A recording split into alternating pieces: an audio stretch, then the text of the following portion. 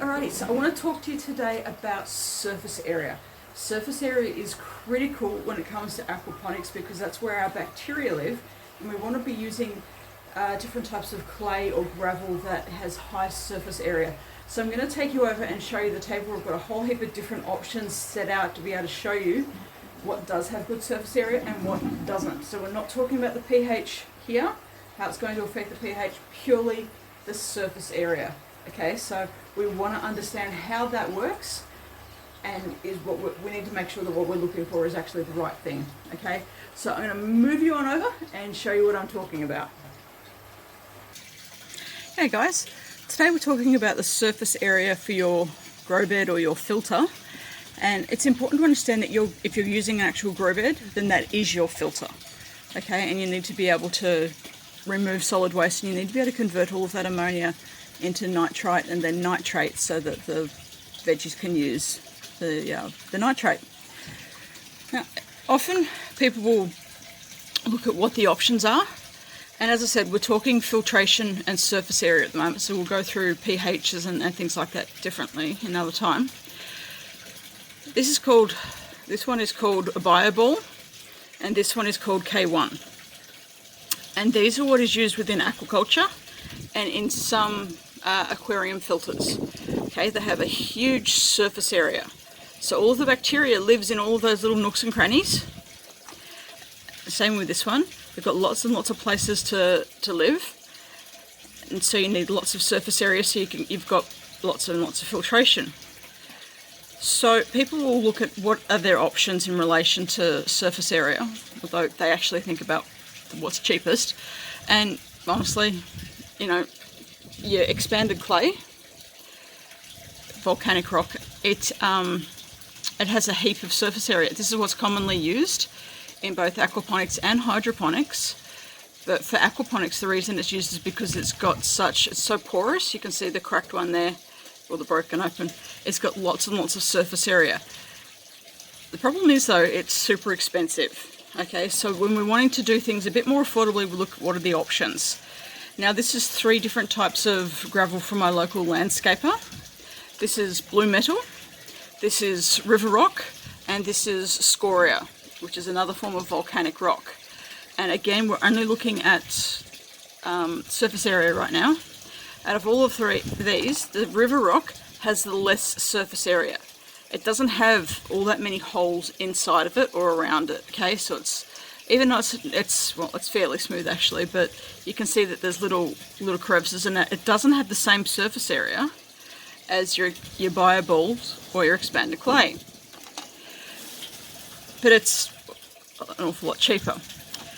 This rock, it's not to be confused with recycled cement, but it is a type of drainage gravel. It's called blue metal here.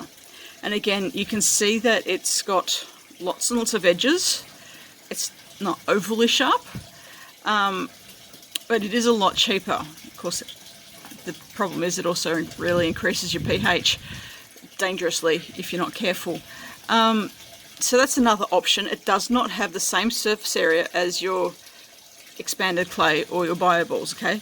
So you need to make sure if you're using something like this that perhaps you do have some of these in your filter as well. And Simba's just walking past to say hello. Now the ones at the back, which is the scoria, it has a lot more surface area. You can see how porous that is. Now these are small ones, I think 10 mil. You can get them in 20 mil, but they're very light, not as light as the expanded clay. The expanded clay is super light. Okay, so these are still quite light in comparison to the gravels. Okay, so both of these are very heavy, whereas the scoria is still quite light, incredibly porous, but you can't always get it everywhere. And the other problem with it is it takes intense cleaning. Now, I'm not talking about just dunking it in the water or hosing it down a bit. You need to go a lot more intensive on your cleaning schedule for this. It's something that I usually use a cement mixer. I just hire one out and use a cement mixer to clean it. I bought a 15 kilo bag from the local hardware store, and I rinsed that out as thoroughly as I could because I was wanting to use it in this system for something. And I took all of the solid waste, all of the the solid that was on it, you know, all of the deposits, the mineral deposits, and I dried it out, and I've now weighed it. And in a 15 kilo bag, there was 800 grams of dried minerals, dust. That's a huge ratio, really, compared to this just needed a little bit of a rinse, and so did the river gum. But it's a lot cheaper than your expanded clay, and it has a huge surface area. So if you've got the time and you've got the ability to give it a good clean, your scoria is a really good option. Your expanded clay, as I said, super light, lots and lots of porous parts in it, you can see. Lots and lots of holes, lots and lots of space for your bacteria, so it is the perfect thing to use. But for a bag of this, it's $55. For a bag of this, I think it was something like maybe $15. For a bag of this, I shoveled it from the landscape myself, and it was $5 per bag. So if you can get the scoria is a really good option if you can't afford the expanded clay. And look, you've just got to make sure you've got the time to clean it. If you don't, you're going to pop it in your system, and all of that dry mineral dust, it's going to end up making your system red. And while we sit there and go, that's not that bad, it can cause suffocation for the fish after a while. And people say, oh, but it'll sink to the bottom. Well, yeah, it will, but fish kind of live at the bottom. They kick and they move, and that causes it to mix up. So from the surface area perspective, so we're basing this on an aquaculture or even an aquarium model where you're needing to have lots of, surface area, and off it goes. The expanded clay is your better option. Scoria, if you can give it a good clean. You can also add a fines filter to help clean up your scoria. And then you've got your other two things. You do need to test the pH and see how these affect your pH. Now, I know the effect of all of them, but at the moment, we're just talking about surface area. The other thing to remember is, and we'll point it out a bit later, is what's it like with your hands.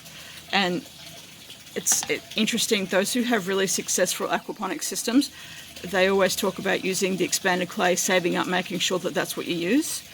It is awesome for the filter, and that's the ideal situation. And the other reason is the scoria. So this one off the back, it's really rough on your hands, and when it's wet and it's cold and you're digging in there to get any roots out from your recent harvest, it can easily cut your hands. Okay, it's an absolute nightmare on your fingers. I'm used to it. I kind of don't notice it anymore. I get lots of little nicks, and I'm just not used to it. Like I just don't pay attention anymore.